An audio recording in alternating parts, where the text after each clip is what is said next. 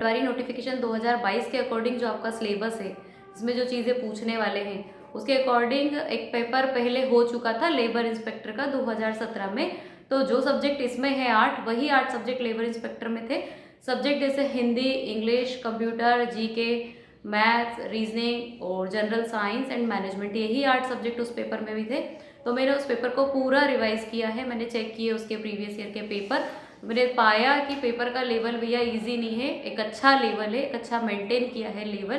क्योंकि जो ग्रुप 2 सब ग्रुप 4 में है, कहीं बहुत सारी अधिकारियों वाली पोस्ट भी है। तो ऑब्वियसली अगर आपको अधिकारी बनाएंगे तो ऐसे तो बना नहीं देंगे कि हर किसी को उठा के लाएं। उसका नॉलेज चेक करेंगे, अच्छे से अच्छा नॉलेज, उस नॉलेज को आप कितना जानते हो और पेपर के टाइम पे कितना आप उसको शो कर पाओ, अटेंड कर पाओ, क्वेश्चन पूछने वाले की इच्छाओं को समझ पाओ और उसके अकॉर्डिंग जवाब दे पाओ। तो यही सब चीज़ें हैं। तो पेपर का लेवल बहुत हाई है। मैं आपको लेबर इंस्पेक्टर का एक क्वेश्चन पेपर दिखा रही हूँ जो कि 2017 का हुआ था। उसमें आपको क्वेश्चंस के टाइप दिखाऊंगी कि अगर वो साइंस से पूछता तो किस तरह से पूछता, ज्योग्राफी से क्या, वो बायो से क्या पूछता, फिजिक्स से क्या पूछता है, केमिस्ट्री से क्या पूछता, मैथ्स का लेवल किस तरह का है, रीजनिंग का लेवल किस तरह का है, कंप्यूटर का लेवल क्या है। मतलब हर चीज़ का लेवल, एक अच्छा लेवल मेंटेन करके रखा है। देखो जो लोग मुझसे कह रहे हैं कि मैडम बिल्कुल स्टार्टिंग से करना है, कुछ समझ में नहीं आ रहा कैसे पढ़ाई कैसे शुरू करें, बहुत सारी हाउस वाइफ्स है जो सोच रही है कि तैयारी कर ले, तो कहाँ से शुरू करें, कहाँ से शुरू करें। जो लोगों का ये डाउट है कि कहाँ से शुरू करें, तो उनके लिए अच्छा है कि परीक्षा ऐप पे ये एक पटवारी का कोर्स है जो कि 1900 रुपये समथिंग का है। बट अगर इसमें आप मेरा कूपन कोड यूज़ करते हो तो ये आपको 800 रुपये में पड़ेगा। दूसरी चीज़, वो लोग जिनकी तैयारी ऑलरेडी 1-2 साल की हो चुकी है बट वो दगाना चाहते कि भैया हमें क्वेश्चन पेपर्स लगाने के, मैंने साइंस पढ़ रखा है, कंप्यूटर पढ़ रखा, बट मेरे को क्वेश्चंस के फॉर्म में चीज़ें करनी है, मुझे टेस्ट सीरीज खरीदनी है। तो फिर मैं बात करूंगी कि ये परीक्षा ऐप की टेस्ट सीरीज है, इनका एक टेस्ट सीरीज प्रो है। इसमें आपको व्यापम, एसएससी, जीडी और स्टेट की और इंडिया लेवल की जो अलग अलग एग्जाम्स होती है उनके टेस्ट सीरीज के 15-15 सेट ये आपको देते हैं। तो उसका प्राइस 500 रुपये है, जो कि आपको मेरे कूपन कोड यूज़ करने के बाद 300 में पड़ेगा। तो आई थिंक 300 रुपये टेस्ट सीरीज के लिए बहुत अच्छा, और 1 साल का एक्सेस रहेगा टेस्ट सीरीज का। तो आई सजेस्ट कि आप अगर नहीं खरीदी है तो ऑफर चल रहा है आज। वीडियो के डिस्क्रिप्शन में इसका लिंक दिया गया है, लिंक पे जाके कूपन कोड यूज़ करके और टेस्ट सीरीज लीजिए और टेस्ट लगाइए। टेस्ट मतलब मुझे जो लगता है कि पढ़ाई में एक पढ़ना तो जितना इम्पोर्टेंट है उससे ज़्यादा इम्पोर्टेंट है टेस्ट लगाना। उस पर्टिकुलर टाइम में वो टेस्ट लगाना, क्वेश्चन पेपर जब हम बार बार लगाते हैं तो जो क्वेश्चंस रिपीट होते हैं, टाइप्स ऑफ क्वेश्चन का टाइप रिपीट होता है, तो उससे हमें समझ में आता है कि ये चीज़ें क्वेश्चन पेपर वाला पूछता है। अब जैसा कि मैंने आपको बताया है कि टेस्ट का पेपर कैसा है, जैसे कि मैंने आपको 2017 के लेबर इंस्पेक्टर के पेपर से आपको चीज़ें दिखाई है, क्वेश्चंस के टाइप्स दिखाए हैं, तो आप समझ गए होंगे कि लेवल कितना हार्ड है, लेवल इजी नहीं है। देखिए फ्रेंड्स, मैं आपको लेबर इंस्पेक्टर का 2017 का पेपर दिखाती हूँ। इसमें मैं आपको क्वेश्चंस के टाइप दिखाती हूँ, बिल्कुल ध्यान से देखिएगा। जैसे मेरा पहला क्वेश्चन ही है कि एक सतह पर रगड़कर कैंची के ब्लेड को तेज करने के लिए निम्न में से उपयुक्त सतह कौन सी है। तो देखिए कोई ऐसी चीज़ नहीं है कि साइंस में हमने कोई रटा है कि पर्टिकुलर कोई टॉपिक है। साइंस जो आएगी वो कॉन्सेप्चुअल आएगी, इसके कॉन्सेप्ट आपको समझने चाहिए। तो हम अगर ब्लेड को काई पे रगड़ेंगे, इसमें 4 ऑप्शन है, रफ पत्थर है, या फिर प्लास्टिक का टुकड़ा है, ग्लास का टुकड़ा, लकड़ी का टुकड़ा। तो जैसे इसमें आंसर दिया है रफ स्टोन या रुक्ष पत्थर। तो ये कि पत्थर पे ही रगड़ेंगे। अब ये चीज़ें बहुत कॉन्सेप्चुअल है, इसमें ऐसा नहीं कि रटने वाली। तो जहाँ तक मैंने देखा है कि साइंस आपकी पूरी है वो पूरी कॉन्सेप्चुअल साइंस आ रही है, इससे कुछ भी रटने वाली चीज़ें नहीं। अगला क्वेश्चन जिसे हम देख रहे हैं, क्लाइडोस्कोप एक प्रकाशित यंत्र है जो इसके सिद्धांत पर कार्य करता है। तो ये क्लाइडोस्कोप अपन ने पढ़ा है फिजिक्स में, ये 11th-12th में भी पढ़ा है, और अगर जिनने बीएससी किया है तो वहाँ भी पढ़ा है। तो ये करता है मल्टीपल रिफ्लेक्शन पे। तो इसमें अपने को रिफ्लेक्शन, इरेगुलर रिफ्लेक्शन, मल्टीपल और डिस्पर्शन, चारों 5 ऑप्शन दिए हैं। तो बस इसी की तरह मतलब जैसे इससे हम समझ सकते हैं कि लाइट के क्वेश्चंस जो बनते हैं वो आएंगे रिफ्लेक्शन वाले। तो वो चीज़ और उसके जो कॉन्सेप्चुअल क्वेश्चंस है वो सब आपको पढ़ने पड़ेंगे। अब आप कहो कि मैडम हमने तो साइंस छोड़ दिया था, तो भैया 25 नंबर का साइंस आ रहा, तो आपको वो चीज़ें तो पढ़नी पड़ेगी। छोड़ दिया तो ठीक है, प्रैक्टिस करिए, जो मैंने बुक्स और पेपर्स आपको बताए हैं उससे करिए, उसमें क्वेश्चंस रिपीट होते रहते हैं और इनका छोटा छोटा एक एक्सप्लेनेशन दिया रहता है आंसर्स का, कि अगर एक दिया है तो बाकी चारों को भी वहाँ एक्सप्लेन किया है। तो वो चीज़ देखिए। मैं तीसरा क्वेश्चन आपको बताती हूँ। सर्दियों में स्वेटर निकालते समय चटचटाहट की ध्वनि सुनाई पड़ती है, क्यों? तो ये अपन सबको पता है कि ये फ्रिक्शन होता है, एक जो घर्षण बल होता है। तो ये जो अपन ने फोर्स पढ़े होंगे 11th 12th में, 9th 10th में, जब की बात है। तो हमें ये सब चीज़ें वैसे ही याद रखनी है, बार बार वही चीज़ें कहूँगी। अब एक क्वेश्चन देखिए, ये भी एक बहुत अच्छा क्वेश्चन है, वेल्डिंग वेल्डिंग वाला भी, फिर मुझे भी नहीं पता था। तो ये है, ऑक्सी एसिटिलीन टॉर्चों का इस्तेमाल किया जाता है। तो मुझे नहीं पता था ये कि ऑक्सी एसिटिलीन टॉर्चेस कहाँ यूज़ होती है, मेरे को भी आज ही देखने को मिला। तो ये वेल्डिंग और धातुओं को काटने के लिए। तो बहुत सारी चीज़ें तब भी पढ़ याद कर पाएंगे या रख पाएंगे जब हम ज़्यादा से ज़्यादा क्वेश्चंस लगाएंगे। अदरवाइज कुछ नहीं है। देखो पढ़ाई एक मतलब आपने सब चीज़ें पढ़ ली, बहुत अच्छी चीज़ें, बट अब आपको मैक्सिमम क्वेश्चंस लगाने हैं, क्योंकि बहुत सारे क्वेश्चंस हैं जो हमने नहीं पढ़े हैं या कभी सुने भी नहीं, वो चीज़ें आ जाती है। अब ये डोडो पक्षी इसका एक उदाहरण है। तो मुझे लगता है ये बहुत बेसिक क्वेश्चन है, सभी को आता होगा। डोडो सुन के ही आप बता दोगे कि ये विलुप्त प्रजातियां में है।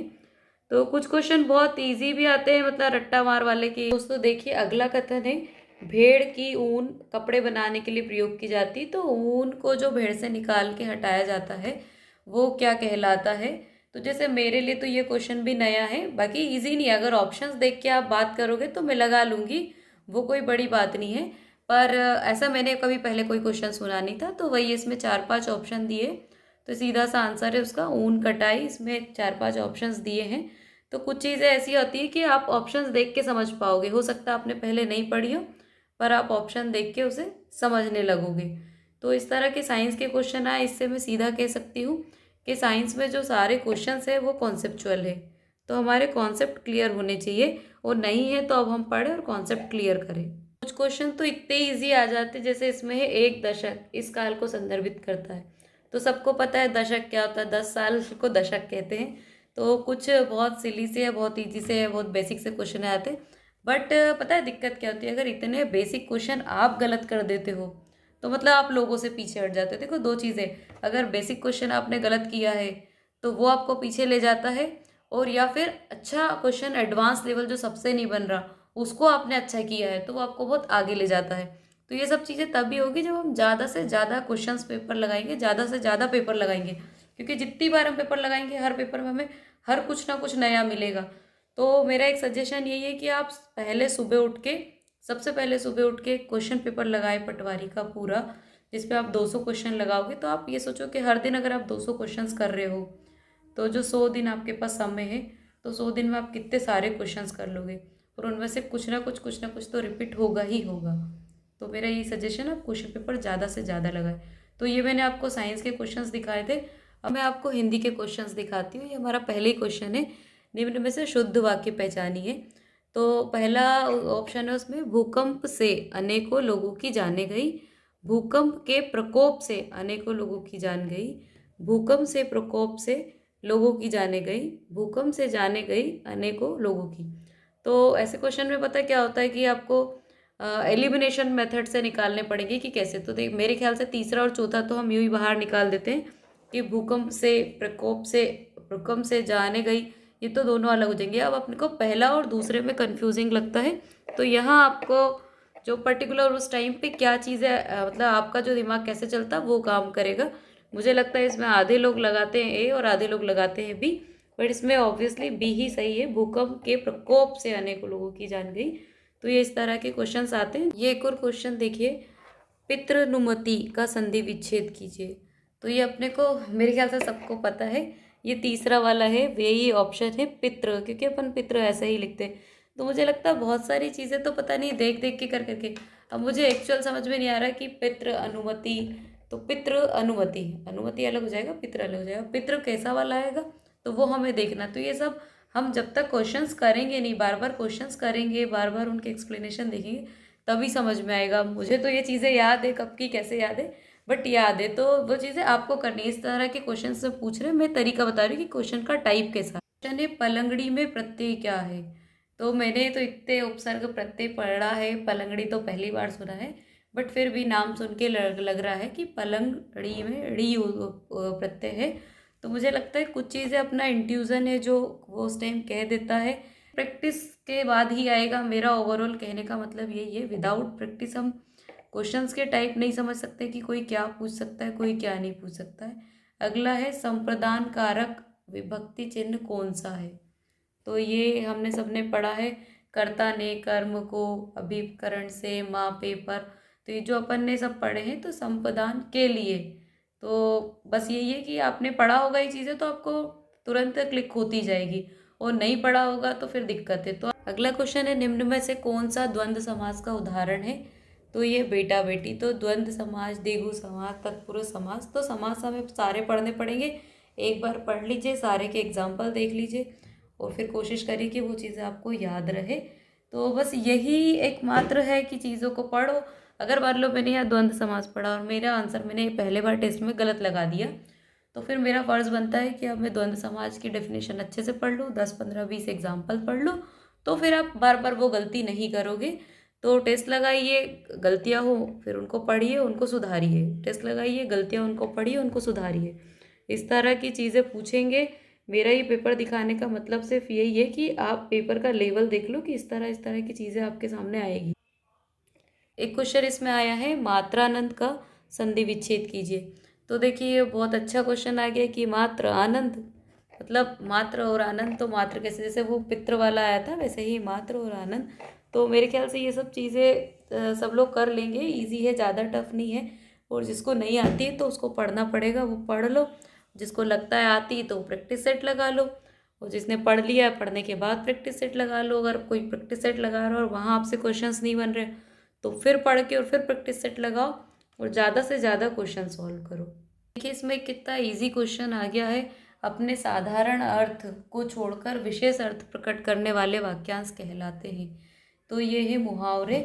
मतलब सिर्फ मुहावरे की डेफिनेशन पूछ ली। हम सबसे पहले पढ़ेंगे कि मुहावरे क्या होते हैं। मुहावरे तो हम 1000 पढ़ के रखते हैं, पर मुहावरे क्या होता है। तो यही होता है ना कि मुहावरे जो खुद का अर्थ, जो सामान्य अर्थ है उसको छोड़ के कुछ विशेष अर्थ जो प्रदान करते, प्रकट करते, उन्हें हम मुहावरे कहते हैं। तो इजी चीज़ भी पूछिए, टफ भी पूछिए, बस ये है कि आपने क्या तैयारी करी है वो मायने रखता है। अब ये है निजवाचक सर्वनाम का उदाहरण क्या है। तो मुझे लगता है ये सब चीज़ें सबने पढ़ी है, मुझे नहीं लगता है कि किसी ने नहीं पढ़ी है। निजवाचक, निजता, निजता समझ रहे हो आप। तो निजता चीज़ है कि स्वयं, निज मतलब खुद, निज मतलब खुद ही होगा ना। तो ये आप एक बार अगर पढ़ लोगे तो आपको समझ में आ जाएगा कि क्वेश्चन क्या पूछा है और आपका आंसर क्या है। ये क्वेश्चन आया है, मोहन ने खाना नहीं खाया, किस प्रकार का वाक्य। तो वाक्य के पढ़ लीजिए आप, कितने प्रकार होते हैं, किस किस तरह के होते हैं। मतलब इसमें आप ये जो प्रीवियस ईयर के पेपर देख रहे हो इसमें टाइप्स देख लीजिए भाई कि क्या पूछता है। जैसे सर्वनाम का आया, संज्ञा का आया, या संधि का आया है, समास का आया है। तो ये टॉपिक पढ़ लीजिए और इनके पेपर लगा लीजिए। अब मोहन ने खाना नहीं खाया, नहीं मतलब निषेध। तो जैसे ना वाला, जो नहीं वाला सेंस जहाँ निकलेगा वहाँ निषेध वाक्य है। तो ये चीज़ें अगर आपने एक बार भी पढ़ी होगी तो आपके आंसर्स गलत नहीं होंगे। अब हम आ जाते हैं मेरे फेवरेट सब्जेक्ट यानी मैथ्स पे। तो मैथ्स में आप ये देखिए, पहले क्वेश्चन एक 10 सेंटीमीटर लंबे लोहे के पाइप का बहाए। तो लोहे का पाइप है, तो ये सिलेंडर वाला क्वेश्चन आ गया है, टंकी वाला। तो टंकी का आपको एरिया भी आना चाहिए, वॉल्यूम भी आना चाहिए, और जो होता है लेटरल सरफेस मतलब पृष्ठीय, और टोटल सरफेस मतलब ऊपर नीचे का मिला के भी। तो ये सब चीज़ें आनी चाहिए, पाई की वैल्यू आनी चाहिए, कैलकुलेशन आना चाहिए। तो मैथ्स का लेवल मुझे नहीं लगता इजी है, एक ठीक ठाक लेवल है, मॉडरेट लेवल है। अगला क्वेश्चन ये ट्रायंगल का दिया है। तो ट्रायंगल में अपने को पता है ना कि ABCD, फिर इसमें एक वृत्त क्रमशः स्पर्श करता है। तो ट्रायंगल के अंदर सर्कल या सर्कल के अंदर ट्रायंगल, ऐसे वाले क्वेश्चंस आते हैं। बहुत क्वेश्चन आए हैं कि ये मैं यहाँ पेपर सॉल्व नहीं करवा रही हूँ, पेपर के टाइप्स दिखा, क्वेश्चन के टाइप दिखा रही हूँ कि देखो भाई इस तरह के इजी टफ सब तरह के जो लेवल आता है। ये मीन मॉड मीडियन वाला क्वेश्चन है, आप सबने पढ़ा होगा, नहीं पढ़ा है तो पढ़ लो, क्योंकि सब चीज़ें आ रही है। मेरा कहने का मतलब बार बार वही है, लेवल SSC टाइप का हो गया। बहुत इजी इजी चीज़ें नहीं, मीन मॉड मीडियन सब कुछ आ रहा है। ये सब टफ नहीं होता, बट ये प्रैक्टिस कर करके चीज़ें आ जाएगी। पढ़ाने के लिए आपको बहुत अच्छे अच्छे टीचर्स मिल जाएंगे, ऐसा नहीं है। और आपने कहीं ना कहीं पढ़ा ही होगा, वो नहीं पढ़ा है और ये सब आने के बिना भी आप सोच रहे हो, सपने देख रहे हो पटवारी के, तो भैया वो फिर सपने सपने ही रह जाएंगे। ट्रायंगल वगैरह तो बहुत ज़्यादा आया है, तो आप उस चीज़ को देखिए। और ये मत वो मीन मोड मीडियन के क्वेश्चन है, तो मीन मोड मीडियन कीजिए, प्रोबेबिलिटी कीजिए, अलजेब्रा के क्वेश्चंस कीजिए। जब मैं तैयारी करती थी तो मुझसे ये सब क्वेश्चंस बहुत अच्छे से बनते थे। अभी नहीं बनते क्योंकि मेरी प्रैक्टिस 4 साल से छूट चुकी है। ऐसा नहीं है कि मैं कोशिश करूँगी तो होगा नहीं, बट अब कोई चीज़ काफ़ी समय से छूट जाती है तो फिर थोड़ा तो प्रॉब्लम होता है। तो ये कुछ क्वेश्चन इसमें ऑप्शन से भी होते हैं।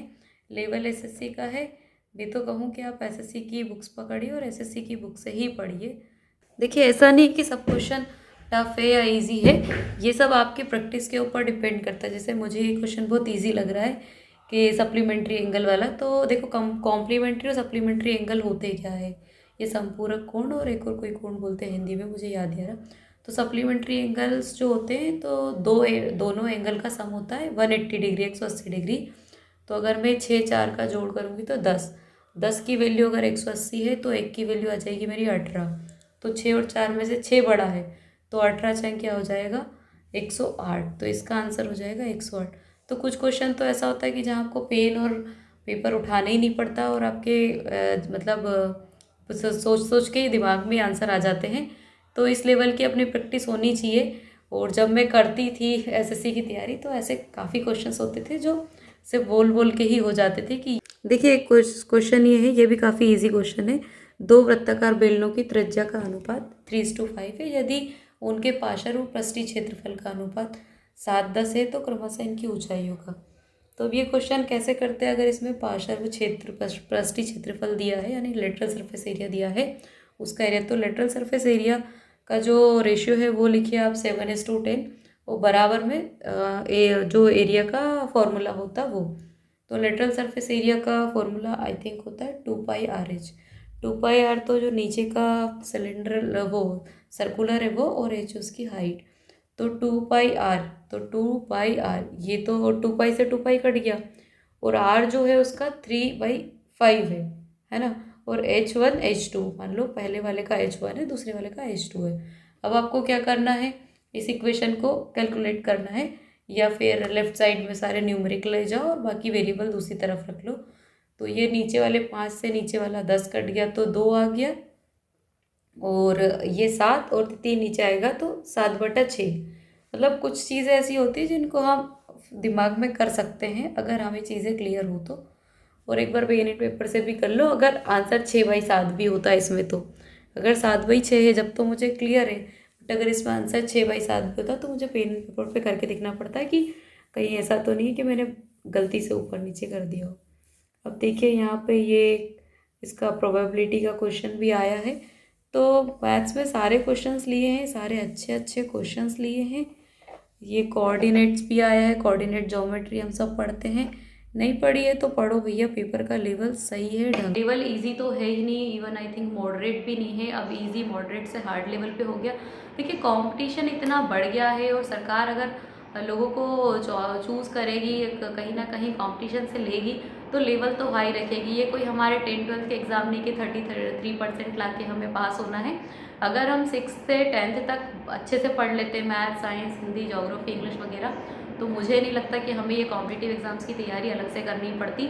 और यही एक रीज़न है कि हमने 6 से 10 तक सिर्फ पासिंग मार्क्स के लिए पढ़ा है या फिर रट्टा मारा है टॉप आने के लिए जैसा भी, तो वो कहीं ना कहीं रीज़न है। बाकी जिन लोगों ने 6 से 10 तक अगर थोड़ा भी ध्यान दे के पढ़ा होगा, थोड़ा भी क्लासरूम में प्रेजेंट होके पढ़ा होगा, तो उनके लिए ये स्टडी बहुत ईजी हो जाएगी। जैसा कि मुझे लगता है, मैं पढ़ने में बहुत अच्छी नहीं थी पर बहुत बुरी भी नहीं थी, बट कहीं ना कहीं क्लास में मेरा ध्यान रहता था टीचर्स की बातों पे और मैं पूरा फोकस करती थी। शायद मुझे ऐसा लगता है, इसलिए मैंने जब कॉम्पिटिटिव एग्जाम की तैयारी करी तो मुझे चीज़ें बहुत जल्दी जल्दी समझ में आ रही थी। तो लेवल आप देख चुके हो साइंस का, फिजिक्स, केमिस्ट्री, बायो का, मैथ्स का, हिंदी, इंग्लिश, कंप्यूटर, सब चीज़ें। तो मैं उसके अकॉर्डिंग आपको बुक सजेस्ट करती हूँ, और ये one of the best books है, कोई पेड प्रमोशन नहीं है बुक्स का। और अच्छी चीज़ ये है कि मतलब ऐसी चीज़ें मुझे लगता है कि जब हम पढ़ते हैं और अगर हमें सही सही बुक्स वगैरह पता चल जाए तो हम एक अच्छी चीज़ें कर देंगे। तो मेरा सजेशन है कि जो पेपर का लेवल है वो एसएससी लेवल का है, क्योंकि मैंने एसएससी की ही तैयारी की तो मैं बहुत अच्छे से जानती हूँ एसएससी के क्वेश्चंस को, एसएससी के पैटर्न्स को, क्वेश्चंस के टाइप्स को, और मतलब सब चीज़ें मैं एसएससी के बारे में बहुत अच्छा जानती हूँ। मैंने एसएससी की तैयारी करी है और मैं एसएससी में सेलेक्ट क्यों नहीं हो पाई उसके भी रीजंस है, वो मुझे पता है। वो किसी और वीडियो में हम शेयर करेंगे कि ऐसे कौन से रीजंस थे, क्या कारण थे जो मैं एसएससी में सेलेक्ट नहीं हो पाई। तो आज हम बुक लिस्ट की बात करते हैं। देखिए एसएससी का सोल्ड पेपर आता है, सोल्ड जो प्रीवियस ईयर के पेपर आते हैं, तो वो आप एसएससी सीएचएसएल के जो 10+2 सीएचएसएल लेवल के होते हैं वो लेके रखिए। तो मेरी सजेशन तो पहले तो एक वही लेके रखिए, तो उसमें आपका इंग्लिश, मैथ्स, रीजनिंग और जीके कवर हो जाएगा। इंग्लिश, मैथ्स, रीजनिंग और जीके 4 सब्जेक्ट है उसके, आपके उसमें आराम से कवर होंगे। ये मैं किसकी बात कर रही हूँ, एसएससी सीएचएसएल का। अगर आप वो पेपर लगा लेते हो तो एसएससी का स्टेनोग्राफर का आता है, उसको लेके रखिए। अगर आप वो भी लगा लेते हो तो आप एसएससी एमटीएस का लेके रखिए। इससे English, maths, reasoning, GK, English, maths, reasoning, GK ये 4 सब्जेक्ट आपके कवर होंगे। अब हमारे पास बचते हैं अगले 4 सब्जेक्ट। उसके लिए एक और बुक है जो बिल्कुल कारगर साबित होती है, मतलब मेरी तो one of the favourite book थी, जिसे मैं अपने बैग से कभी बाहर ही नहीं निकालती थी। अगर मैं कहीं घूमने फिरने कहीं भी जा रही तो उस बुक को साथ है, क्योंकि अगर उस बुक का आप एक भी पेज पढ़ते हो तो आप लगभग 50 क्वेश्चन कर लेते हो एक बार में। अगर आपने कहीं भी उठा के एक पेज पढ़ लिया तो 50 क्वेश्चन कर लिए। उस बुक का नाम है रेलवे स्पीडी। रेलवे स्पीडी ये मेरी one of the best book है। जब मेरे को जीके कुछ नहीं पढ़ना है, मेरा मन नहीं लग रहा, आपको पता होगा कि जीके मेरा फेवरेट सब्जेक्ट नहीं है, बट ऐसे सब्जेक्ट को भी इंटरेस्ट डेवलप करना, उसको भी पढ़ना, क्योंकि भैया एग्जाम में पूछेगा तो वो आपसे नहीं पूछेगा आपको क्या पसंद है क्या पसंद नहीं है। तो वो चीज़ें तो मैं ये रेलवे स्पीडी से पढ़ती थी। रेलवे स्पीडी की भी 2 बुक आती है, एक स्पेशली साइंस के लिए आती है, जनरल साइंस के लिए, और दूसरी आती है जनरल नॉलेज और जनरल साइंस सब मिला के। तो जो जनरल साइंस में उसमें आपका केमिस्ट्री, फिजिक्स, बायो ही रहेगा, और जो जनरल साइंस है उसमें history, geography, computer, A to Z सब रहेगा, वर्ल्ड का, इंडिया का, ये वो सब, पॉलिटिक्स वगैरह सब चीज़। तो ये दोनों बुक मैं सजेस्ट करूँगी। इन दोनों बुक से आपको 100% हेल्प होगी, और जब आप ये बुक खरीदोगे और पढ़ोगे तो मुझे ज़रूर कमेंट में बताना कि ये बुक आपको हेल्प करी या नहीं करी। आजकल जो व्यापम का लेवल है वो एसएससी लेवल का हो गया है, तो भैया आप भी अपग्रेड करिए अपने पढ़ाई के तरीके को, तो ये बुक जरूर खरीदिए। अब मैंने आपको क्या बताया, एसएससी सीएचएसएल का आपको क्वेश्चन पेपर लेना है, प्रीवियस ईयर का सोल्ड पेपर, जिसके बाद में आपको, अगर वो हो जाता है उसके बाद लेना है आपको एमटीएस मल्टीटास्किंग वाले का, उसके बाद आपको लेना है स्टेनोग्राफर का।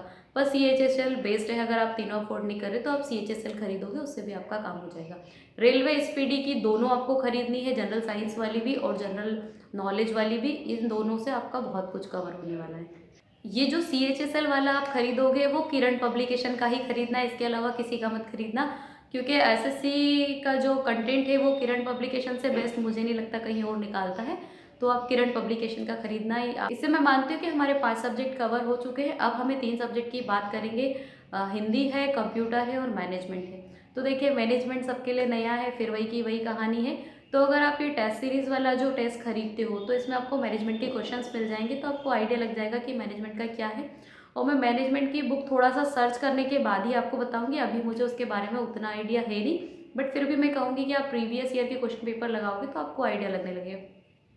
और जो लेबर इंस्पेक्टर का प्रीवियस ईयर का पेपर है उसका लिंक डिस्क्रिप्शन में दिया है, आप चेक कर लीजिए, और वहाँ से वो जो 4-5 पेपर है, 7-8 पेपर डले हैं शायद, उन पेपर्स को डाउनलोड करिएगा, पीडीएफ फॉर्म में है, और घर लगा के देखिएगा, तो आपको पेपर का लेवल और अपनी तैयारी बिल्कुल क्लियर समझ में आने लगेगी। आई होप कि वीडियो आपको अच्छा लगा होगा। वीडियो अच्छा लगा हो तो लाइक ज़रूर करिए, और किसी भी प्रकार की कोई भी क्वेरी हो तो कमेंट करिए। जब मैं आपके कमेंट पढ़ती हूँ और किसी एक पर्सन के 3 या 4 पर्टिकुलर वीडियो पे कमेंट देखती हूँ, तो मुझे लगता है कि ये व्यक्ति मेरी वीडियो से थोड़ा बहुत इंस्पायर्ड हो रहा है, सीख रहा है, सीखने की इच्छा रखता है, तो कहीं ना कहीं मुझे, मेरा उससे एक अटैचमेंट बनने लगता हो। अगर आप चाहते हो कि आप मुझे ये बताओ कि मैम आपके वीडियो हमें हेल्प करते हैं, तो कमेंट ज़रूर करें। Bye bye.